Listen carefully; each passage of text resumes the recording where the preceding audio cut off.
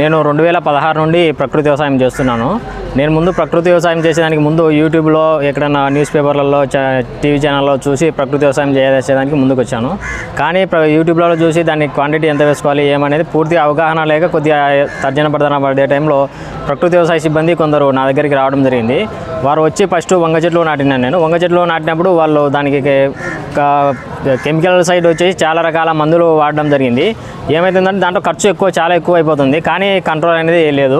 వాళ్ళు వచ్చి అగ్నాస్త్రం తయారు చేయించి పిచికారి చేయడం జరిగింది.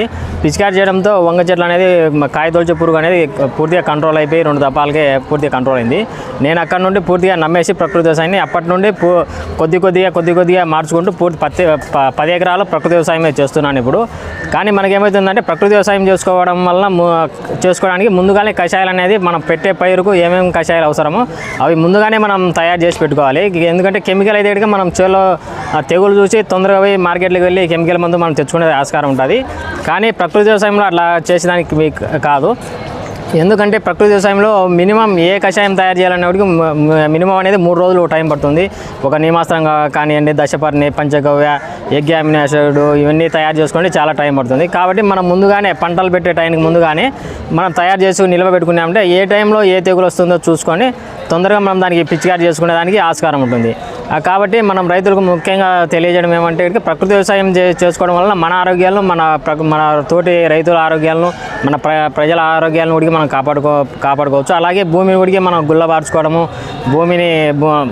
భూమిలో ఉండేటువంటి సూక్ష్మ పోషకాలు అనేది దెబ్బతింటాం మనం ఎక్కువ కెమికల్ వేసి. మనం జీవామృతం ఘనజీవామృతం వేయడం వలన భూమి గుల్లబారి ఎర్రలైనవి మనకు భూమిని కిందికి పైకి తిప్పడం వలన సూక్ష్మ పోషకాలు తొందరగా మనకు ఎదుగుతాయి. కాబట్టి అందరూ ప్రకృతి వ్యవసాయం చేయాలని చెప్పి అనుకుంటున్నాను.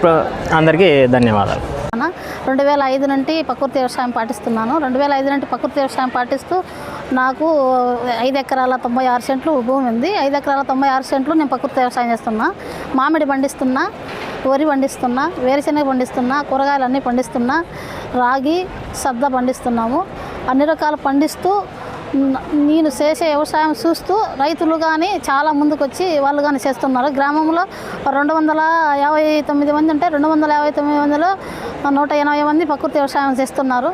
తక్కిన వృత్తి లీజుకు తీసుకున్న రైతులు కానీ వాళ్ళు కానీ ప్రకృతి వ్యవసాయం పాటిస్తూ ఉన్న భూమి లేకున్న నిరుపేదలు ఉన్న వాళ్ళకు కానీ కిచెన్ గార్డులు పెట్టిస్తూ గ్రామంలో 100% కిచెన్ గార్డులు పెట్టిస్తూ వాళ్ళకు ప్రకృతి వ్యవసాయం మీద అవగాహన ఇస్తూ పూర్తిగా గ్రామం అంతా ప్రకృతి వ్యవసాయం చేయాలని నిర్ణయించుకొని గ్రామంలో అందరిలో కానీ 19 మంది ICRPలు, ఎక్స్టర్నల్ CRPలు, DAలు కావడం జరిగింది.